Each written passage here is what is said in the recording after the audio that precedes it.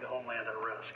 While we have been focused on keeping the peace overseas, our adversaries have been quickly modernizing their nuclear forces, building out ballistic missiles capable of hosting multiple warheads, building out hypersonic missiles capable of attacking the United States within an hour and traveling at 6,000 miles an hour, building cruise missiles that can navigate around our radar and our defenses, and building submarines that can sneak up on our shores, and worse yet, building space weapons. It is time that we change that equation and start doubling down on the protection of the homeland. Golden Dome is a bold and aggressive approach to hurry up and protect the homeland from our adversaries. We owe it to our children and our children's children to protect them and afford them a quality of life that we have all grown up enjoying. The Golden Dome is bald. I greatly appreciate your trust in me and your nomination in me and your trust in the Golden Dome. It is a great day for America. And also, very importantly, we're the only ones that have this. We call it super technology. Nobody else has it, and nobody else has really near what we have.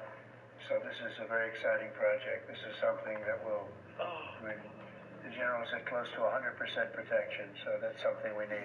I don't know what to do with this heart rate. Very importantly. So it's something that I do want to see what it would look like. For a long time. And I just noticed you two, Jim, you're standing there, and behind you is a very important document, Declaration of Independence.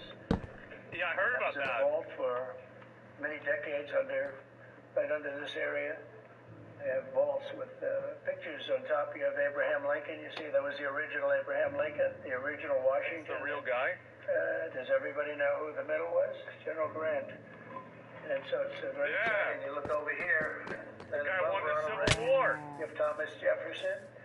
You know, I like that. Yeah, I like that. It's different. At the same time, I don't. The OGs? It's too different. Andrew Jackson. So we have a lot of very exciting pictures. $20 bill guy. The other side, likewise. Just some great presidents and great people on the. It's too different. Many of these pictures people were asking about, and many of them, almost all of them, were in the vaults. Yeah. Let's crack. Okay, no, they're just deep state. Let's go. Let's go. Let's go.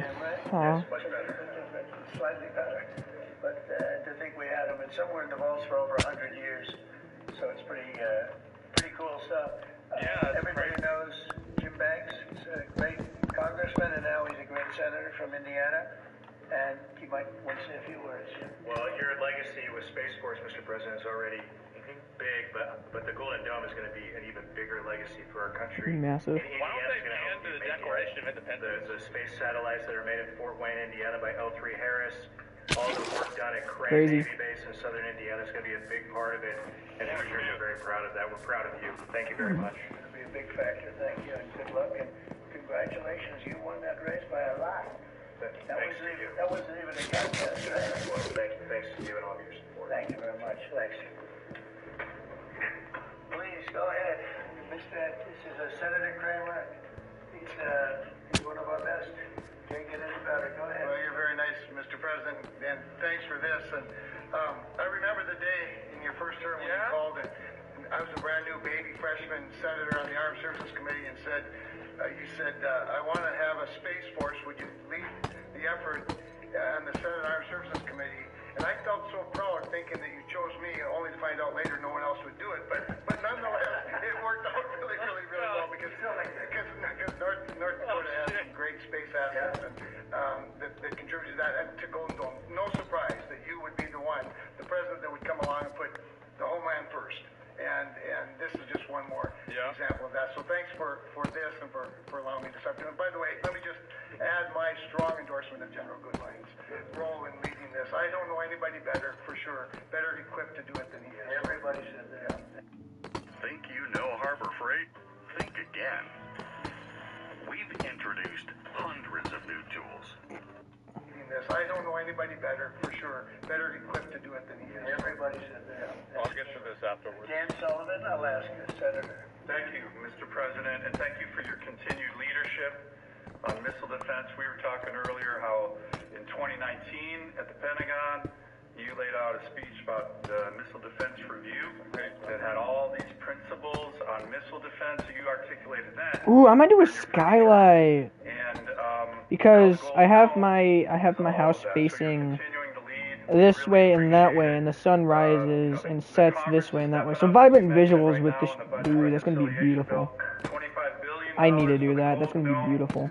And what Senator Kramer and Senator Banks and I and many others, we're working on our, I briefed you on this before, sir, on our Golden Dome Act, which we think will have, in terms of legislation, that can help cement what you're doing right here, getting the Congress behind it, not just with the funding, but with authorization. So we're working closely with Secretary Hegseth, General Gutlein, the whole team. So we're very honored to be here, sir. And, Alaska is the cornerstone of missile defense right now in terms of ground-based missiles. Oh dear, not what I wanted. Track incoming missiles. So, oh, that is one part of the roof done. I do want to have one thing here and one thing here sticking out, I don't have a skylight here. I think I could do a skylight here maybe, and then I don't know. I want beautiful thing to shine down into the house. It's gonna look beautiful. Oh dear. Certain areas of missiles, certain missile defense, but there's no system. We just have some very capable weapons that hopefully we never have to use, but we have some very capable weapons. Now this is talking about lasers. There's never been anything like this. This is something that's going to be very protective. I think you can rest assured there'll be nothing like this. Nobody else is capable of building it either. Did they ask you to do this? Right. Well, let me put it differently. I suggested it, and they all said, we love the idea, sir. It's the way it's got to be, right? But they want it, and they wanted it badly once it was suggested. I don't know if they ever thought they would be lucky enough to have it, but we were able to get it done, and we have all the funding, so pretty much tucked away. I think most people feel it's very important to have. Yeah, please. Thank you, Mr. President. When you first announced this idea, critics said it would be prohibitively expensive, potentially ineffective, and could trigger an arms race in space. What do you say to those critics about that? Well, they're wrong. It's about as close to perfect as you can have in terms of real production. I told you Canada wants to be a part of it, which would be, fairly small expansion, but we'll work with them on pricing. Dealing with them on pricing. They know about it very much. They've asked to be a part of it, actually. And they've asked us to be a part of it. I think it's something that is great. If you can afford to do it, we can afford to do it. We took in $5.1 trillion in the last 4 days in the Middle East. And when you think about it, this is a tiny fraction of that. But we make it all here. We're going to make it all here. We have when I will tell you, an adversary the Death Star of David. The most brilliant people in the world in Silicon Valley said we cannot duplicate it. We can't. This was somebody that I won't tell you who it is, but you'd be amazed. We have the most brilliant minds in the world doing this kind of thing. The equipment, it was Sam Altman who said everything. But he said that we just can't duplicate what you have there in Silicon Valley. We never have been able to, and there's a very strong group of people and very strong minds, but they can't. So we have things that nobody else can have. You see what we've done helping Israel. I just need to build around this. I'm going to get rid of it, don't worry. I just need it to be like this, and that way I can figure out how I need to... I know how to build around it, it's just that... Scrap metal. It's pretty amazing, and this is in terms of technology, far advanced from that system. What about the adversaries? Have you addressed Russia's ventures in space with a space-based nuclear weapon and told Putin to stop in your conversations with him? We haven't discussed it, but at the rate... Oh dear. Space nuclear weapon? With the goal of keeping Americans safe with this, can you talk about the timeline? How long will this take to complete? We think it's going to be about a little bit less than 3 years. Yeah, that's what he said. And we'll have a big phase early. We're starting immediately with $25 billion. It'll cost about $175 billion completed, but we think in 2.5 to 3 years. Are you confident that you can get the funding needed from Congress? Yeah. It's amazing how easy this one is to fund. Some funding is tough and some is easy. When we say we're going to save everyone's lives in a crazy world, it seems to be very easy to get. Yeah, we've already spoken to everybody we have to speak to. Everybody's in. I would say, Dan, everybody's in line here. Yes, sir. $25 billion is the down payment in the budget reconciliation bill right now. Yeah. So I think people actually love it. Mr. President, on Russia, are you worried about the reports on a military buildup along the borders towards Finland and Norway? I don't worry about that at all. He going for the Adolf mode? Two countries are going to be very Uh-oh. And secondly, sir, if I may, Volodymyr Zelensky said today that he's hoping for you to impose new sanctions on Russia. Are you considering that? Well, that's going to be my determination. That's going to be nobody Border else's defense? determination. Yeah, probably. We'll see how Russia behaves. We see what's going to happen. You know, we have a pretty critical time right now. I had a talk yesterday for 2.5 hours with President. Oh, not the stair. I need one. I need it. Not one. I need it all, bro. Leaders, but they were representing the whole. Representing from the gangsters all across the world still. Conversations yesterday, please.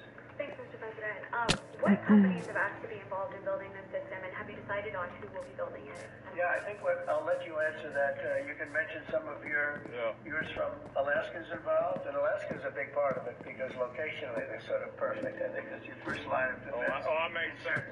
Instances, and Kevin will tell you that his state's involved. But honestly, Georgia's going to be very big. Florida's going to be very big. They're all going to be very big. Jim, you want to talk about Indiana? Indiana, where I live, we make all the space satellites at L3 Harris. Across the board, we're the top manufacturing state in the country. By the way, the tariffs have been very good for auto manufacturing in Indiana. Let's say, I think it's like this. Industry in my state. And there's so much money involved here. There are going to be a lot of American companies involved in making Golden Dome. You might also say, you're talking about the tariffs. Here's some of the biggest auto plants in the world. You know, I think only for one reason, I could cut this section, I guess, along like that. I don't know. I want this one wall to have no logs like that. Like, I want the chimney to just go straight up through. Because, yeah. GM has added jobs. Eli Lilly moving pharmaceutical manufacturing from China to the United States, $27 billion. You go on and on with good news in Indiana and across the country because of the tariffs. Our country was cold as ice a year ago, and now we have the hottest country in the world. This is the hottest country in the world. Nobody even close. Wow. Even this last trip that I made. Yeah, it was like 95 degrees today, actually. To our country. Crazy. We went from being laughed at all over the world, and now we're the hottest country in the world by far. Dan, go ahead, please. Yes, sir, Mr. President. I think when you look at the system that you've laid out, it's an idea in your executive order of a layered defense. Asking the press, so you have initial ground-based missile interceptors, which are made by some of the big defense companies. Listen, paying $14.99 a month for a streaming app and $9.99 a month for a music app, and ground-based missile interceptors, which are made by some of the big defense companies, Lockheed, Martin, Raytheon. But the beauty of your vision, Mr. President, is that it's layered, it's open architecture, and it goes up into space. So this is going to be some of the new defense tech companies that are very interested in it and can bring missile defense at a cost that I don't think, you said it, Mr. President, is unimaginable in terms of how much lower the cost is. So it's all across the board in terms of companies. How would this Senator look Kramer for and I hours? just met with a bunch of them last week that are interested in this, and you said it earlier, Mr. President, our technology sector is head and shoulders above any other place in the world, and they're going to be a key part of this, and I think that's why it makes it so exciting. Hard to do. Mr. President, I think one of the things and you alluded to this, the new autonomous space age defense ecosystem is more about Silicon Valley than it is about big metal, right? And so what's exciting about this is it makes it available to everybody to participate, to compete. Big companies, mid-sized companies, small companies, but General Gutlein is the perfect person, again, to sort all that out because he understands how it has to work together ultimately. And Pete, maybe we'll close with you. We have been discussing this for a long time. Peter and I used to discuss it when I was going to go on a show that he did very well and had tremendous ratings, but all he wanted to talk about was the military. He didn't want to talk about anything else. We used to talk about this. How about you closing it out? Yes, sir. I mean, like I said, without your vision, willing to say and do things when other people wanted to look away and pretend like the threat didn't exist, or be focused on foreign adventurism, some other threat that we've been told is affecting us. When you looked at the data, sir, from Russia to the Communist Chinese and their capabilities, what they're trying to do to supersede us and threaten us. How do we find the best innovators, the best military leaders, the best companies, tech companies? You mentioned open architecture. That's exactly right. So multiple companies can pour into this, sir. It's a layered defense. So if you miss at one, you catch at the next. And it integrates existing technologies that can speak to each other. So it moves quickly while also investing in further ranging space-based interceptors. So our enemies, our adversaries, are going to pay a lot of attention to this, just like they have to President Trump from day one. So you're defending the homeland, Dome of America. American people. It's going to benefit my kids and strengthen all of ours in this room. So thank you for your leadership. We're going to charge in as fast as we can. Very good. Great job, everybody. Thank you. Thank you very much.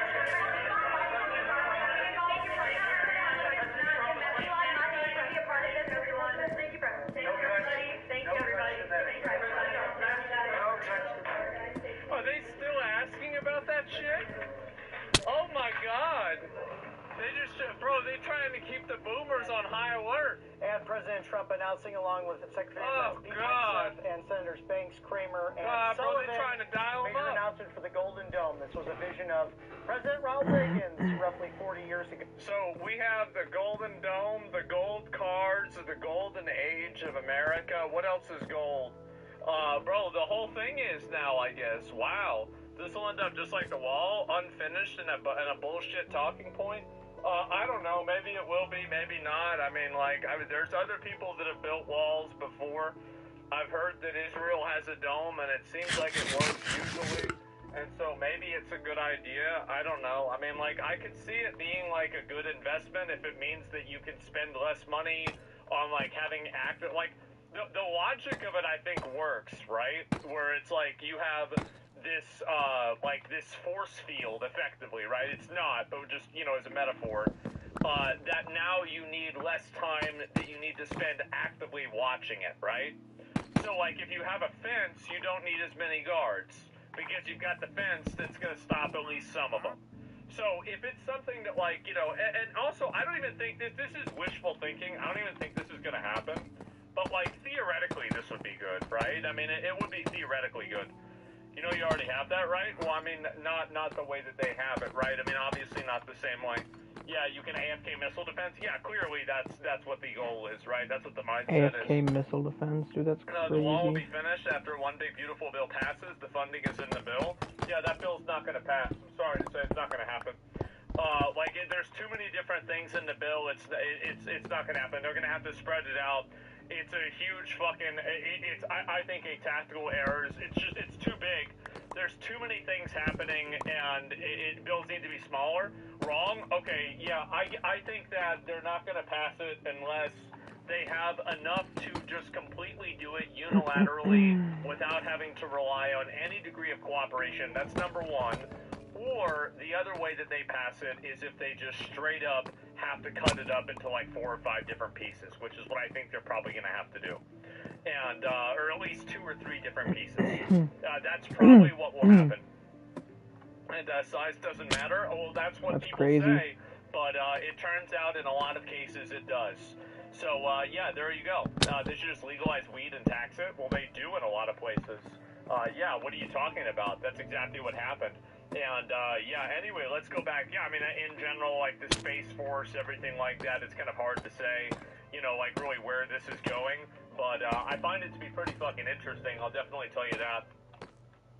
Yeah. Polly Buzz, formerly Polly. Polly I. I feel like fast food is crazy expensive now. Why they're panicking over higher prices? They should be. It's been a while. They need to be panicking. They better be fucking panicking. It's so expensive now. I don't even want to go anymore. There's been a lot of talk online and in the news about how much fast food prices have gone up over recent years. Once home to the dollar menu, prices at the Golden Arches leaving a bad taste in the mouth of consumers who just want value. Some restaurants are continuing with price hikes, while others are getting desperate with attempts to offer more deals in hopes of increasing traffic. Restaurants don't cut prices for fun. Did consumers essentially force your hand by being fed up? Customers are telling us that they're really stretched. Now, we all know inflation has been rampant since the beginning of 2020 when the pandemic happened. This is nuts. Grocery prices, in some cases, are falling. Yep. Fast food prices are rising, and these CEOs, they know it. They're hearing these complaints. But what's really going on here? I mean, are fast food companies trying to pull a fast one on us, price gouging under the cover of inflation? Fast food places in general, y'all better watch your goddamn ass. Is this just plain old corporate greed like many have claimed? Right. Who told y'all was that good to be charging that much for y'all? No, it's not that good. More to this story. Fast food used to be expensive. Going viral, Don't waste the Big your Mac money. meal priced at $18 at a Connecticut rest stop. Well, in this video, I'm going to try to get to the bottom of it. Oh my Wikipedia God. defines price gouging as a pejorative term Fast used food to refer blows, to the yeah. practice of increasing the price Seems of that goods, way. services, or commodities to a level much higher than is considered reasonable or fair by Yeah. some. This commonly applies to the price increases of basic necessities after natural disasters. Usually this event occurs after a demand or supply shock, like, say, a global pandemic. Yeah. Harvard Business School says there's no rule for what qualifies as price gouging, but it's not an uncommon occurrence. For example, EpiPen costs and Uber price surges are both examples of price increases that have been considered unfair. But what's the difference I think this is completely a total, like, you cannot compare using a Uber app to insulin or, like, medical supplies. These are two totally different things. between price gouging and inflation? While price gouging is often the result of a business Life-saving decision, device, yeah. inflation is a general increase in the prices of goods and services over time and is directly impacted by the market. And while 40 states across the country have laws in place to ban price gouging, See, they need to make a law that says that McDonald's can't charge more than $3 for a hamburger. That's the problem. Like, it's ridiculous. And if you buy, like, if you buy a fast food meal, it can't be more than, like, $15. there's Come on, currently no, no dude, federal really? price gouging prohibition. Come on. And this makes it a difficult thing to enforce Oh, look because who it so is. many supply chains are nationwide.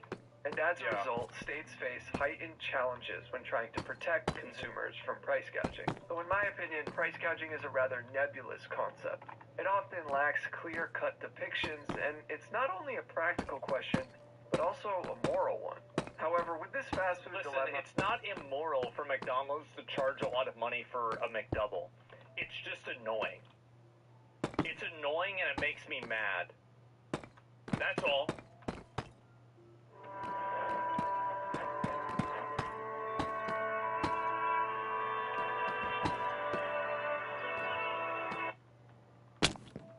It's not just about high prices here. It's also about prices that seem disconnected from costs and the actual products themselves. So whether specific fast food companies have engaged in price gouging is up for debate.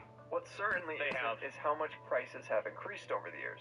Yeah. And the real question then becomes, is it justified? Finance Buzz released a staggering report on fast food prices over the last decade, and it showed some very interesting stats, claiming McDonald's is king when it comes to price hikes. Fucking ridiculous. Over the years, citing a 100% increase to their prices from 2014.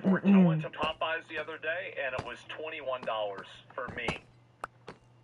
I got a 4-piece tenders meal, a large drink with large mashed potatoes and gravy and Cajun fries. $21. 2024. Now, to understand how we got here, let's just rewind for a second. Fast food in its early days was built on two core promises: speed and affordability. Now, with its initial success, it really started to become a symbol of American culture. Yeah, of course. What the food may have lacked in quality, it ultimately made up with cheaper prices Look. and the convenience of getting it quick. The 6-piece. This year. This video was probably taken in like 2017. Like, I'm joking, but like this is probably taken realistically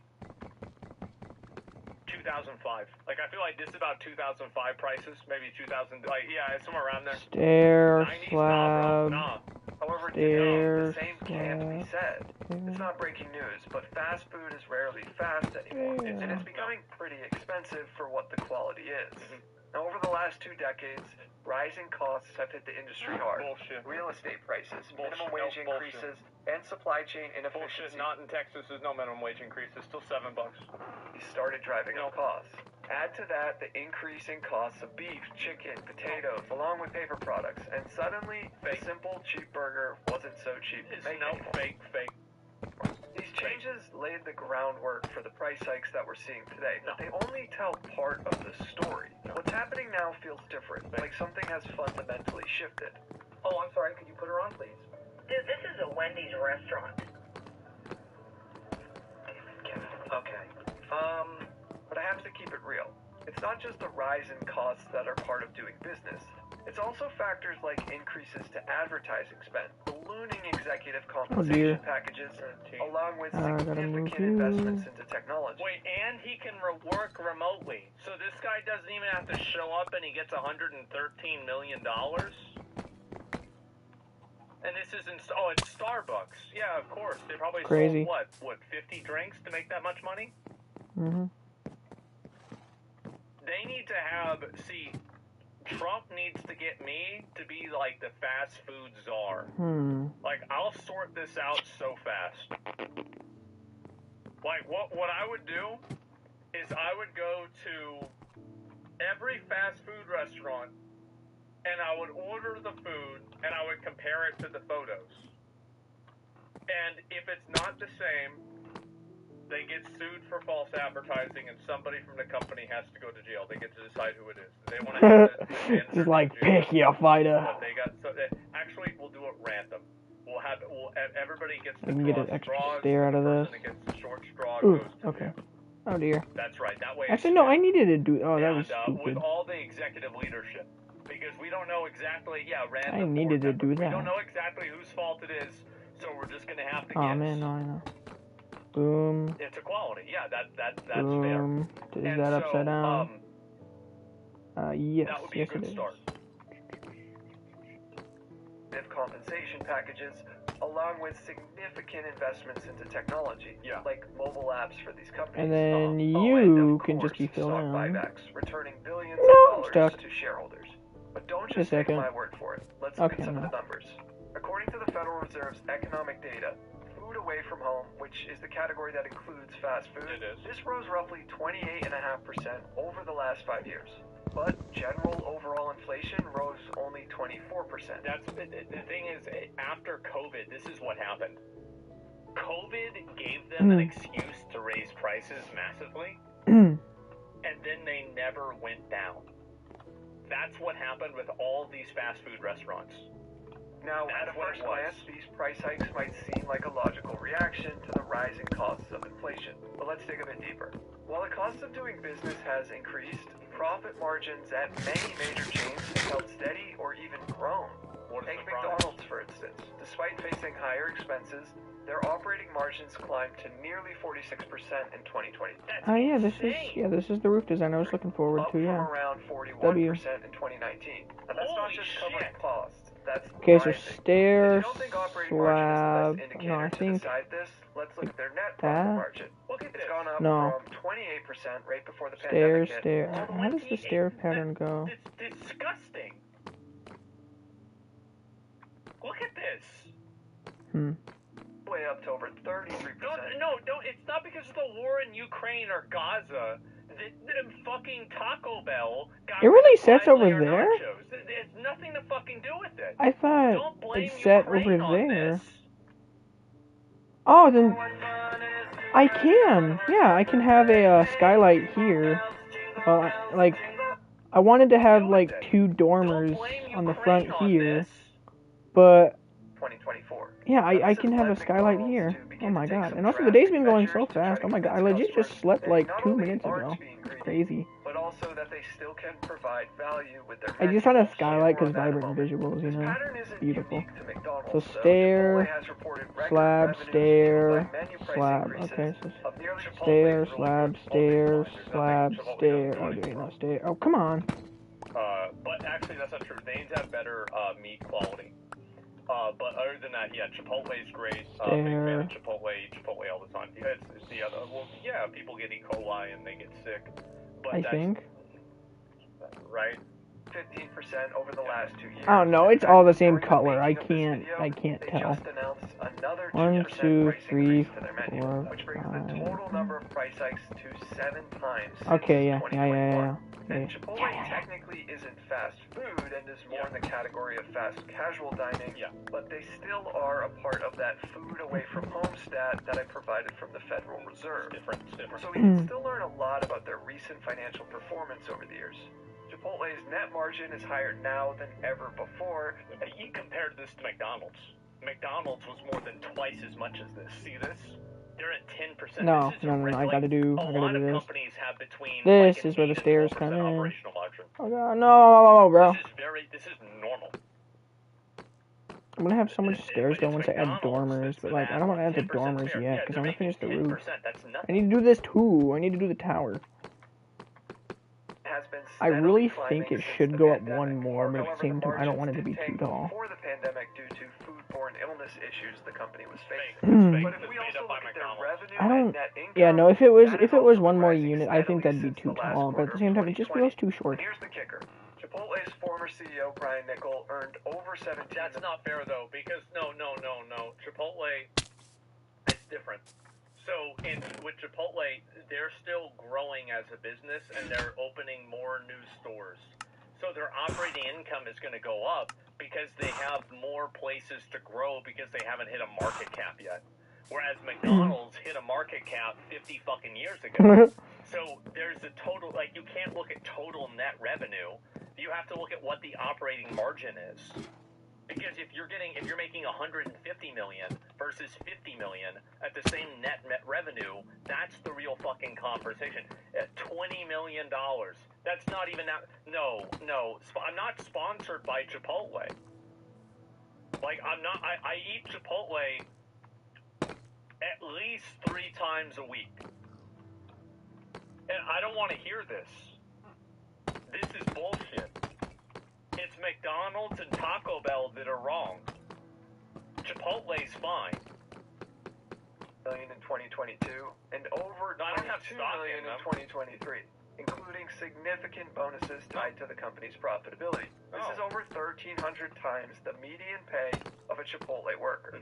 Now, whether you think the CEO is worth 1,300 times the average worker or not, it's clear that they are making more money now than ever before. Oh dear. They are. And Chipotle also just announced in July that they were authorizing a $400 million stock buyback program. Wow. Essentially funneling excess cash back to shareholders instead of, reinvesting it into operations or finding out ways to keep prices stable. Additionally, Yum Brands, which owns Taco Bell,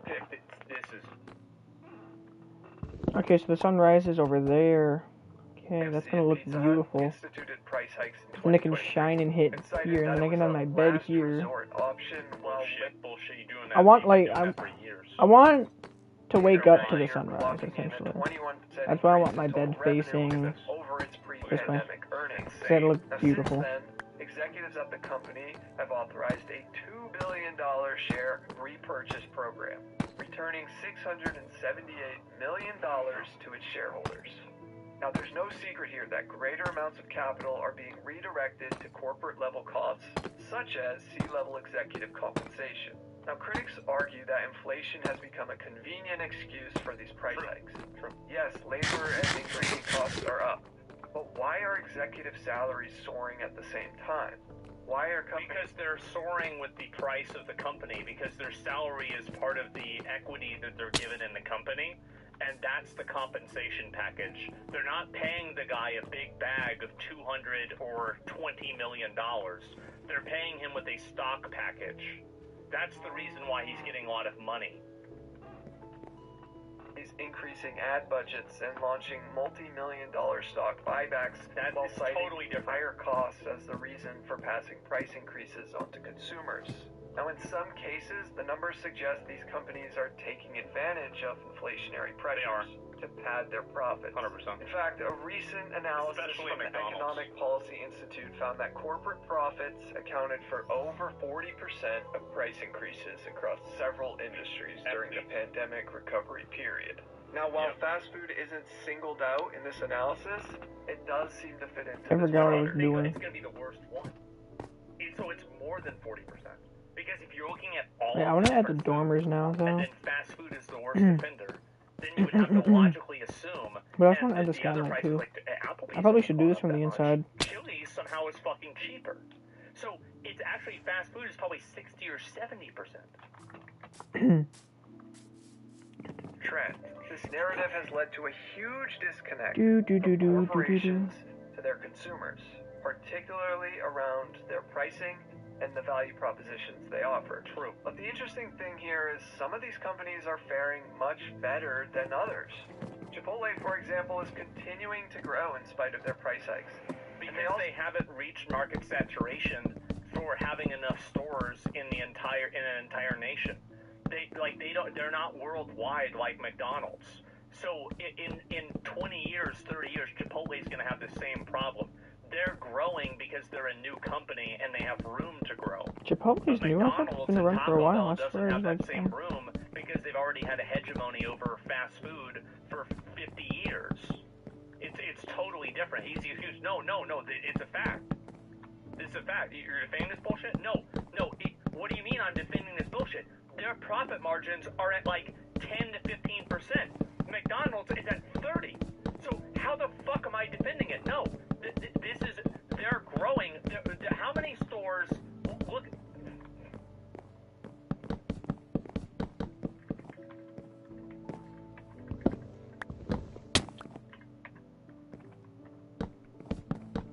There's 3,000 Chipotle.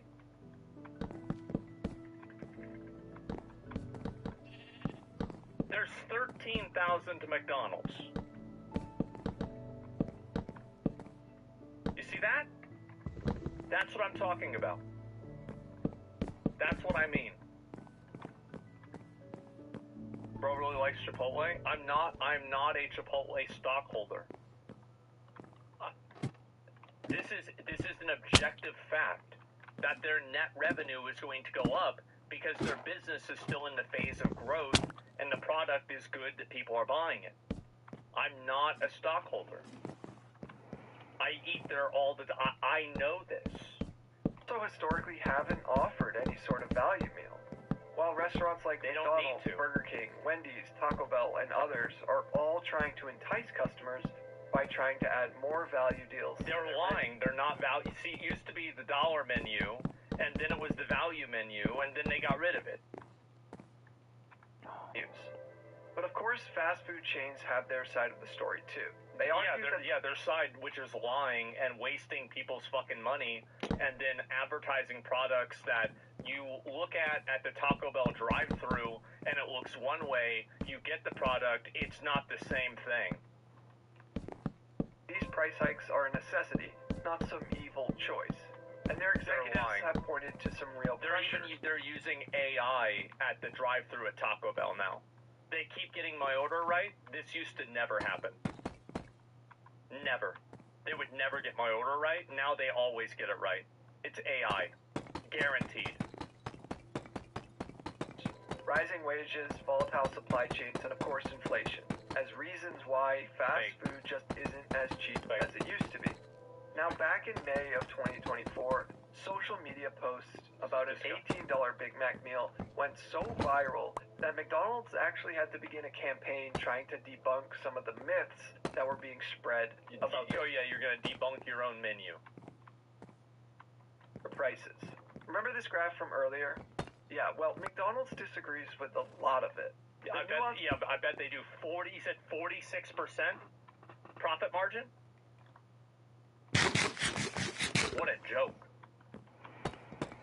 What's behind this is that while data on its own is rather objective, the way in which data can be presented often is very subjective. That's true. Including this video here. Great point. However, in their blog post, McDonald's cited bits of information from the article labeling them as myths. McDonald's cited... McDonald's raised prices. False. McDonald's overall 5-year increases are closely connected to the increase to run restaurants, which have gone up. No, that's not true, because then the other restaurants haven't gone up that much. That's fake. McDonald's raised prices so much that average menu prices increased more than 3 times. Well, they're just trying, okay, so, look at this. They're just trying to fit This is like, you need to write a 500-word essay, so like you're just writing bullshit.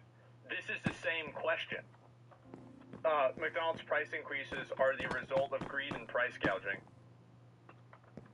Restaurant margins are largely the same as they were in 2019.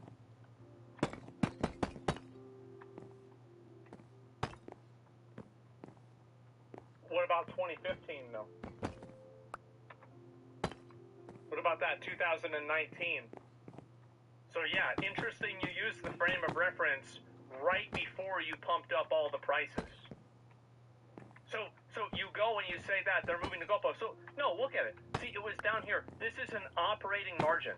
This means if they make $1, what? They're getting 30 cents back on that fucking dollar. Dude, I had like 7,000 stacks of slabs, bro. It's ridiculous. It's a percentage. It's ridiculous, dude.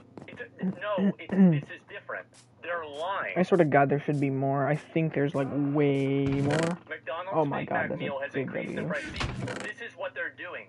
They're using 2019 as a reference point because that's when they began doing this. But if they had to use 2018 or 17, all of these myths would have been reality. That's what they're doing. Come on, man. You think chat doesn't know percentages? Yes? Donald cited bits of information from the article labeling 10-piece McNuggets meal has increased in price by 95.5%.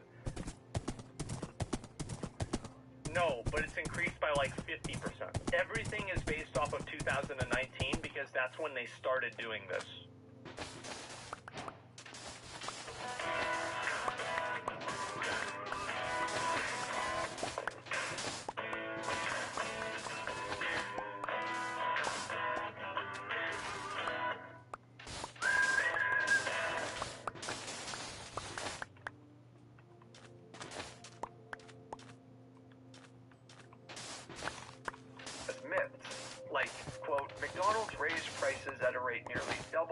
national rate of inflation.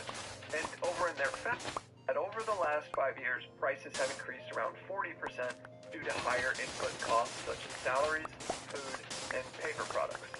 And while that may be very well true, the article cites McDonald's menu prices have doubled 100% since 2014 across popular items, the highest of any chain we analyzed. But let's just assume McDonald's was confused on this. No, they're selectively using data that is deliberate misrepresentation. And they cited from 2019 on as opposed to what the article says, which is 2014. So what about another myth? Well, once again, McDonald's cites the article quoting, McDonald's medium fries have increased by 138% since 2019. But McDonald's claims the truth is the average price of a medium fry in 2019 was $2.29, and now in 2024, the average price is $3.29. Okay, well, the article actually says that the 138% increase is from 2014 to See, I fucking knew it. I knew they're lying. See, this is it. See, they're using 2019 as a frame of reference because in 2014 it was way less. This is it. See, they're looking... They're a private company. They can do what they want. If you don't like it, go somewhere else.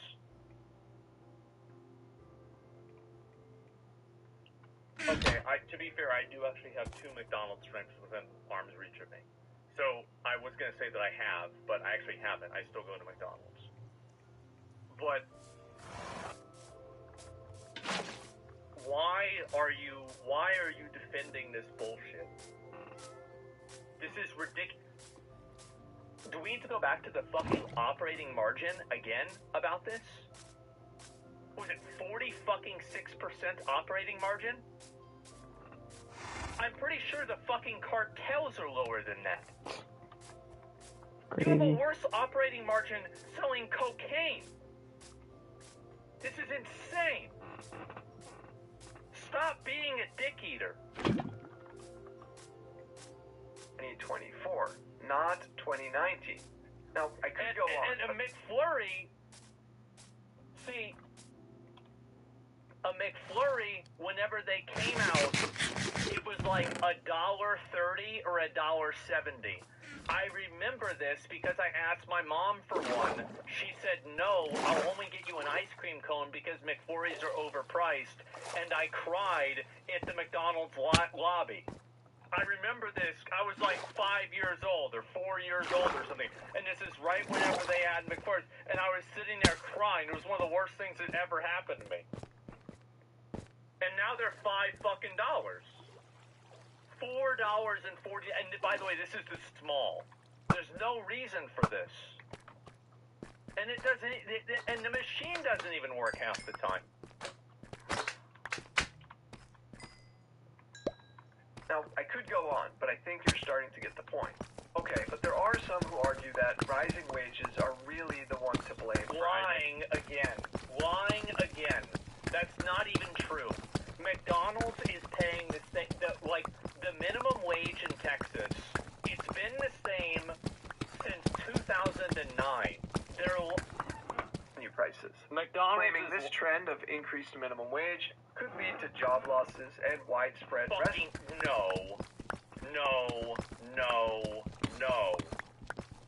closures. However, the evidence suggests otherwise. Economists at the Economic Policy Institute have extensively researched this issue and found that higher wages would likely have the opposite effect, modestly stimulating consumer demand, boosting business activity, and creating job growth. Okay, but what about fast food prices?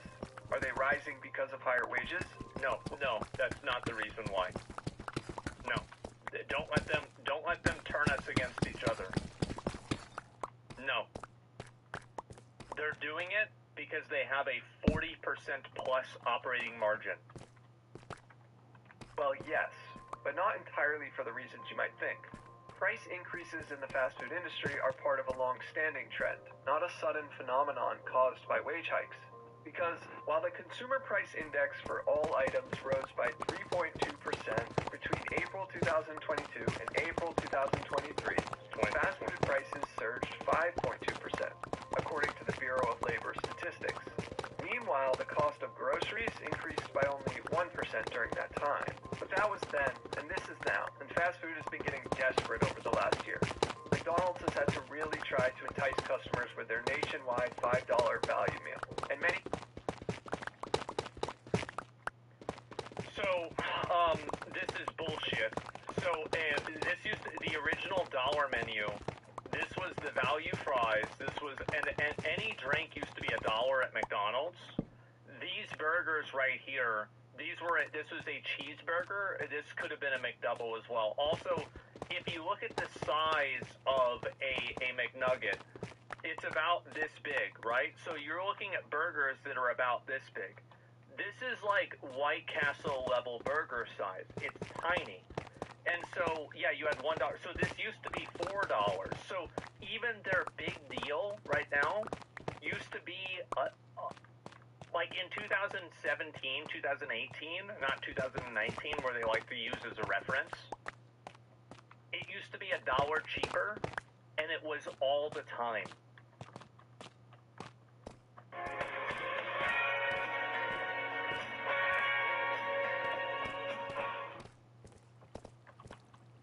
And many competitors have followed suit. Burger King offered their $5. And also, if you look at this soda here, that drink cup is a 20-ounce drink cup. I know that because I have them. And a large drink, so at McDonald's, there are 3 different sizes of drinks. There's small, which is a 16-ounce, or I think it's 12. And then there's a 20-ounce, which is medium. And then large is 32-ounce. And so they're showing a medium drink. And so you used to be able to also get a large drink for $1.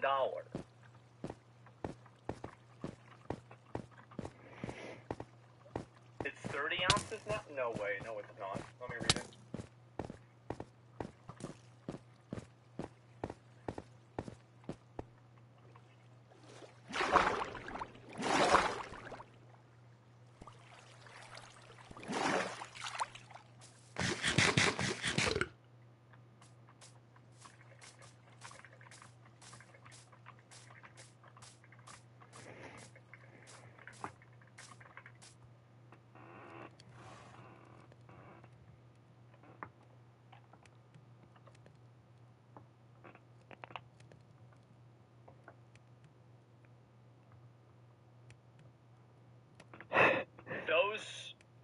right there, this was a 32-ounce drink.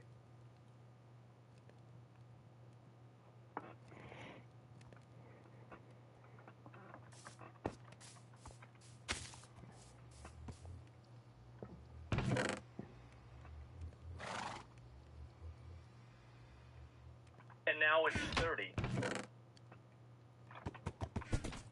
Because they used to say on Yeah, the from drink afar, that tower's it actually was tall enough, 32 yeah. ounces. And they took it off.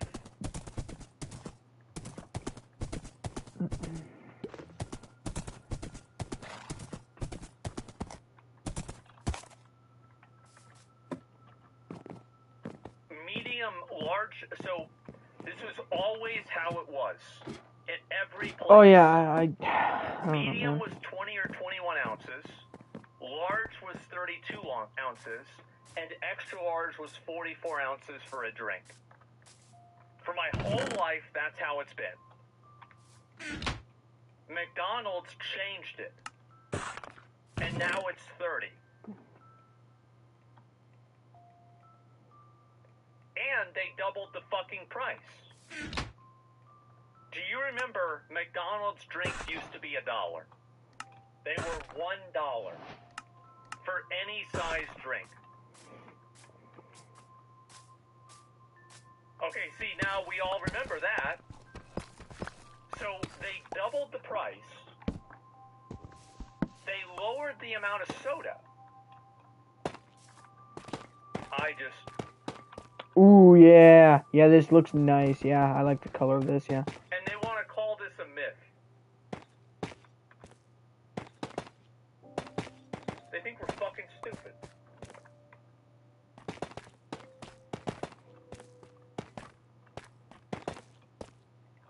Meal, Wendy's did a $4 meal deal, and Taco Bell launched a $3 value deal, all in an attempt to increase traffic to their stores.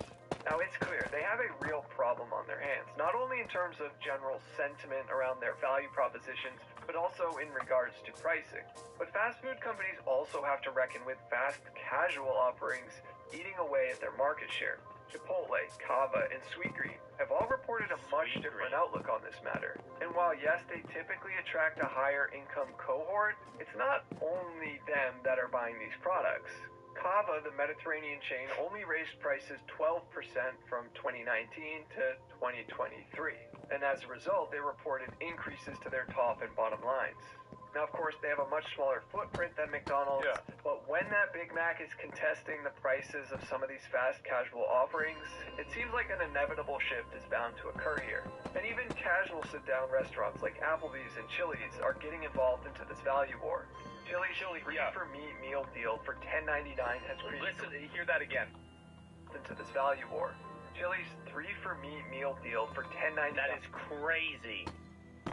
3 things for $10.99. Has created a resurgence in traffic to Look at that. Restaurants, resulting in their foot traffic soaring 33%, which capped off 6 straight months of increases. So are the higher prices just the costs of doing business? I don't see how one could come to that conclusion with how much profits have increased over the last 5 years for most of these chains. To me, this does seem like some good old-fashioned corporate greed, masked in layers of manipulation and excuses. McDonald's is lying about everything, and so is Taco Bell, and Wendy's is almost as bad. KFC... I don't know where my bed is. I used to be able to go to KFC with my mom, and we would get a 20-piece bucket. And do you remember...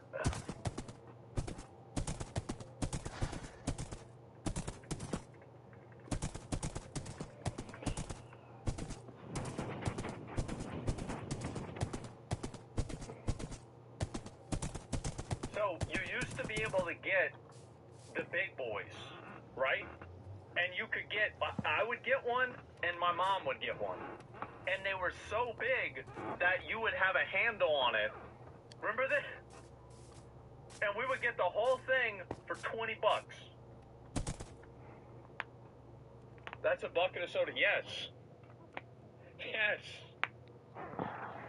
It's $20. I looked at it recently. It was like $42 just for a bucket. Don't talk negatively about Taco Bell, please. Say what you want at McDonald's, but take Taco Bell out of this. Oh, I'm sorry.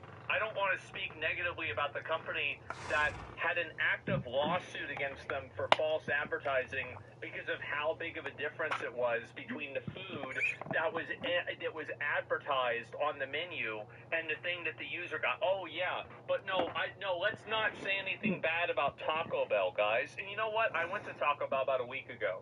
They didn't even ask me what kind of sauce I wanted.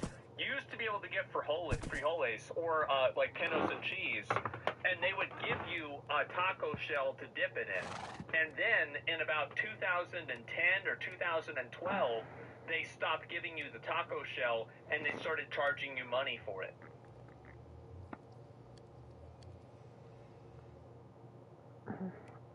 And now for fast food places like McDonald's, Burger King, and others, customers not only have to battle with higher prices, but also with the lack of convenience and quality of the food itself. Because at the end of the day, when all is said and done, infinite growth is the goal. And the fiduciary duty to shareholders comes before customers, employees. MS-13's favorite senator, Chris Von Hollen, best known for cozying up to illegal aliens of MS-13, got demolished by Marco Rubio. What is this? I have to tell you directly and personally that I regret voting for you for Secretary of State. Well, first of all, your regret for voting for me confirms I'm doing a good job.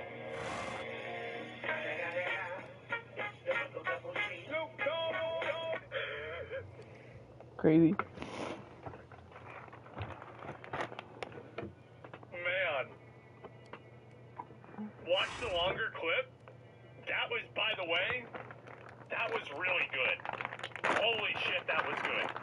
Yeah, little Marco grew up. Yeah, bro, like, that was it. And let me see if I can find it. Rubio, refugee policy amidst. Yeah, here it is. Here's the whole thing. And I have to tell you directly and personally that I regret voting for you for Secretary of State. I yield back. May I respond? You may say. Well, first of all, your regret for voting for me confirms I'm doing a good job. Based on what I know. Well, that's just a flippant statement, Mr. Secretary. Can I respond, This is a fact. Mr. Chairman? You may. I didn't ask. Senator, please let the Secretary. I'd be happy to, but then I can respond to his. He's getting mad, bro. He got him mad. Your time's up, Senator, and willfully used, I might add. Weapons. And I have. He's getting so mad. This is that one loser that went over to El Salvador to talk to that illegal alien MS-13 member, right? Or at least, like, we're not sure that he's an MS-13 member. Only 2 separate judges found credible evidence that he was an MS-13 member. He was found with MS-13 members. He was found to be trafficking a bunch of people in a state that he wasn't even a citizen in or a resident in, and all of the people seemed to have his same address, and he had the tattoos of MS-13. But so, like, we're not sure that he was an MS-13 member. We're only 99% sure. Okay, guys? Yeah, we're only 99% sure. And his wife wanted to go, yeah, well, oh yeah, and he beat his wife. I forgot about that. It was just a little bit of a bonus there, right? El Salvador would have sent him back if he wasn't. Well, now he's safe. He's safe. Our immigration policy should be based on the national interest of the United States. Period. End of story. If there is a subset of people that is there a follow-up to this? I feel like this is obvious. What? How are we even thinking any other way besides this at all? are easier to vet, who we have a better understanding of who they are and what they're going to do when they come here, they're going to receive preference, no doubt about it. There are a lot of sad stories around the world. Millions and millions of people around the world. Yeah, people dying everywhere. Who gives a fuck, bro? We can't save everybody. Oh, that's heartbreaking. We cannot assume millions and millions of people around the world. Yeah. No country can. Duh. So you have to have a process of deciding who do you prioritize, who do you allow in. We do it all the time. We do it in our immigration system now under our current laws. Unfortunately, it's primarily based on family connection and not on what they're going to contribute to the society from a merit standpoint. That should be changed, but that'll require statutory changes. Yeah, but the bottom line is, this notion that somehow we have to... I do think people's families should be able to come over if they have a citizen there. It should be easier for them. I mean, I agree. I disagree with this. Anyone who wants to come to the United States is absurd. And no country in the world has an immigration policy like that. Well, I mean, like, yeah, I don't know about that. I think Antarctica does, right? I mean, I'm not sure. Let's see here. There's some more of it. Oh. Answer to the United States. Now, with birthright citizenship, great point. And if I'm not counting that, but if you were counting that, I would completely agree with Marco. Answer to the United States. Phrase says you are entitled to entrance as a refugee if you demonstrate a well-justified fear of persecution. No, you're not entitled. So if you have a different standard based upon the color of somebody's skin, would that be acceptable? Well, Bro, you really trying to play these games, huh? Hey, go back to my bed, dude. You're really trying to play these games. Try to run back and forth. Oh, here we go again. It's not the one arguing that. Apparently you are, because you know the fact Let me turn it up a little bit. I think it's a little bit quiet for you guys.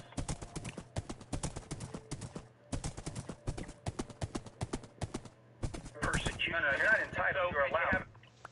Literally not a single other MS team member has those tattoos. We can't pretend like they're guaranteed. Guys.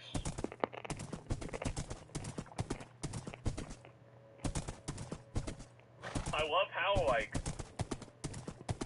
why did his girlfriend cover him up herself? Why would she cover them up? Actually, let me just real quick. Can I find this guy? No, he's gone. And anyway, yeah, why would she do that? You're not gonna gaslight people into some bullshit, bro. Like, everybody see what's going on. Answer to the United States. Phrase says you are entitled to entrance as a refugee if you demonstrate a well-justified fear of persecution. No, you're not entitled. So You're if you allowed. have a different standard based upon the color of somebody's skin, would that be acceptable? Well, I'm not the one arguing that. Look, the thing is, like, the obvious race baiting, and you can see, like, the smug look on his face, right? How he thinks, like, oh, I got you, because, like, I'm using the race card, and so now you have to capitulate to what I'm saying, otherwise you might be looked at as a racist.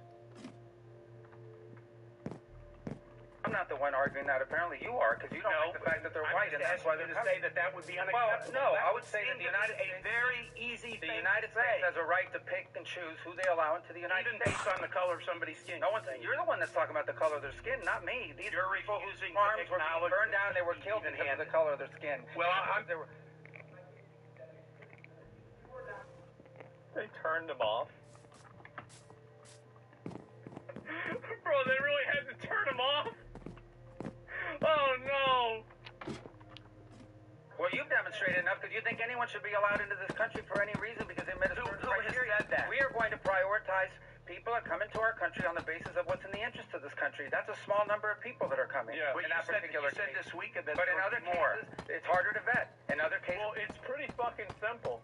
Like, if you could bring in a person that comes from some random country that doesn't speak your fucking language, that has no skills, no money, and nothing, they're just coming into your country to leech your resources and sit there and do nothing, then, yeah, I feel like that person's going to have a lower priority on the list than a person that speaks English, has skills, has resources, and can contribute to the society. What are we talking about?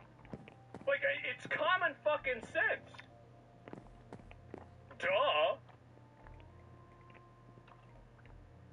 it's more difficult. And by the way, the United States admits people every year. 1 million people come to this country every year legally. 1 million. And people now every year come to this there is country one legally. group of No other people country that have an nearly as easy generous. pass into this country. For the first time, this administration has said Afrikaners get an easy pass and refugee programs for the remainder of the world are shut off.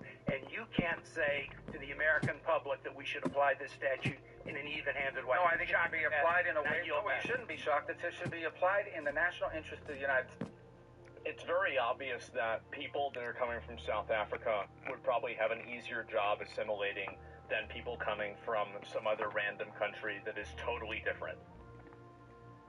Like, for example, Poland does accept refugees from Ukraine. It should logically make sense that you accept refugees primarily from countries that are similar to your own. It's so simple. Yes, culturally similar. Yes. Duh. It's so weird how we've reached such an inversion of sense and logic that these obvious realities need to be dictated to people as if they're in first grade. It's unreal. States. Our immigration policy should be based on the national interest of the United States. Yeah. Period. End of story. If there is a subset of people that are easier to vet, who we have a better understanding of who they are and what they're going to do when they come here, they're going to receive preference, no doubt about it. There are a lot of sad stories around the world. Millions and millions of people around the world. It's heartbreaking. We cannot assume millions and millions of people around the world. No country can. So you have to have a process of deciding who do you prioritize, who do you allow in. We do it all the time. We do it in our immigration system now under our current laws. Unfortunately, it's primarily based on family connection and not on what they're going to contribute to the society from a merit standpoint. That should be changed, but that'll require statutory change. His argument is so disingenuous? No, it's true. He's completely right. Bringing in people with a similar culture, a shared language, and that have established skills that can immediately contribute to the American economy, I think they should be fast-tracked. I don't care about bringing in basket cases. How is bringing in basket cases something that is in the best interest of the American public? It's not. But the bottom line is, this notion that somehow we have to accept anyone who wants to come to the United States is absurd. No country in the world has an immigration policy like that. Why would no one is arguing that we should? I yield back, Mr. Chair. Yeah, they are. Let's see here if I find a few more of these.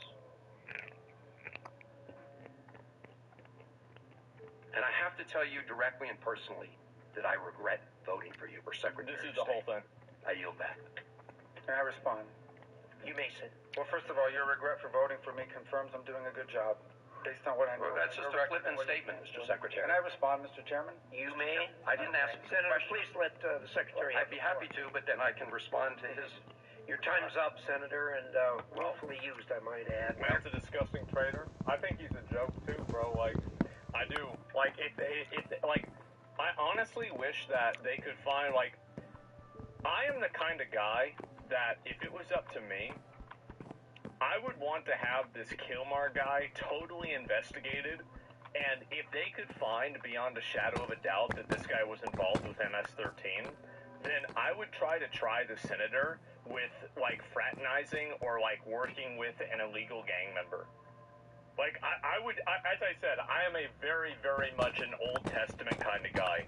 Like, whatever, like, basically, I think about what is the worst possible thing that you can do? Okay, we can be more creative than that. What else beyond that? Wouldn't that just be nice? Yeah, I think it would be. It would be, yeah, that's the right way to handle this stuff. What do you do if he's not MS-13? Well, then we just call him a retard. We call him a retard and we say, hey, I wish you'd work this hard for the people that voted for you rather than the people that came to the country illegally and disrespected the laws, the country, and broke the law here.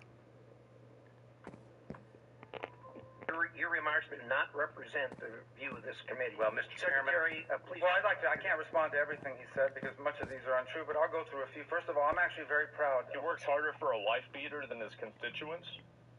That's crazy. Wow. Wow. Oh, ask you one on that one. Those gangs are labeled terrorists now, so now he's literally able to be called with treason? Maybe. Maybe. I mean, like, as I said, until sitting senators and multiple government officials are charged with treason directly, I sleep.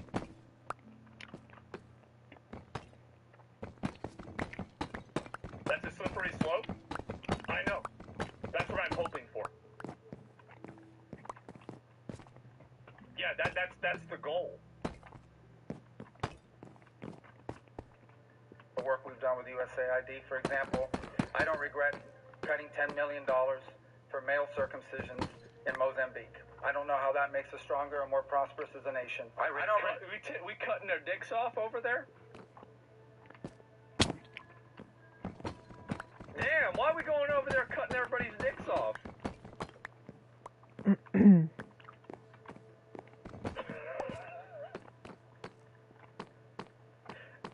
That's soft power? Damn. The Psychosocial Support Services. I raised it again, Mr. Secretary. Can I respond, Senator, or do I mean, look, there's a part of me that, like, I do think that an uncircumcised penis looks like Gravemind from Halo 2.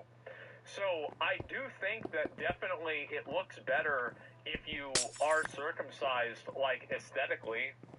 But, nah, y'all...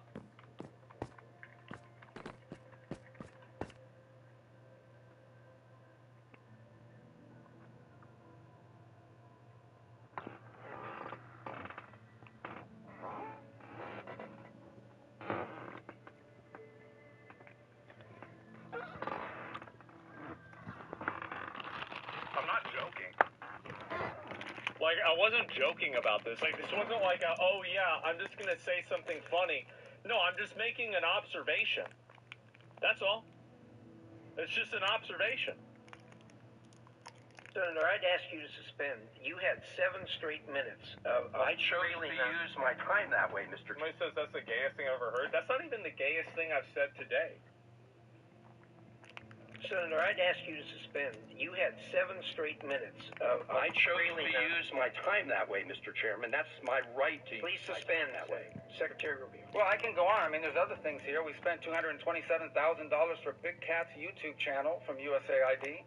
We spent $14 million for social cohesion in Mali, whatever the hell that means. So I can go on and on. I got the list here, and there's more. I didn't even bring the whole list. In the case of El Salvador, absolutely. Absolutely. We deported gang members, including the one you had a margarita with. And that guy is a human trafficker, and that guy is a gangbanger, and the evidence is going to be clear. And the days to come, Mr. Chairman, I'm sorry, Mr. Chairman. Rubio has the floor. Mr. Chairman, he can't make unsubstantiated comments like that. Secretary Rubio has the floor. Secretary Rubio should take that testimony to federal court in the United States because he hasn't done it under oath. Here's another point, okay? There is a division in our government between the federal branch and the judicial branch. No judge in the judicial branch cannot tell me or the president how to... He's getting really mad. Now, if this guy ever did get charged with treason, it would be really funny if we sent him to El Salvador. I will say, that would be the most entertaining outcome. Conduct foreign policy. No judge can tell me how I have to outreach to a foreign partner or what I need to say to them. And if I do reach to that foreign partner and talk to them, I have under no obligation to share that with the judiciary branch. Just like a judge cannot order me to negotiate with a foreign minister of Russia, they cannot order me to negotiate with a foreign minister or the president of El Salvador. And if I did negotiate with them, which we have responded to them, and we've told them we've had communications with the president of El Salvador, I am under no obligation under our division of powers in this country and to share with the judicial branch how I conducted diplomacy of the United States. It would actually be counterproductive. If I started sharing with courts, or frankly, with the media, my conversations with foreign leaders and all of their details, no foreign leader would talk to me again, and we would break trust with them. So I have complied with every court order. What I won't comply with is an order to disclose what I'm saying. And this is remember what I was saying before about how, like, I think this is the reason why they crashed out on Zelensky.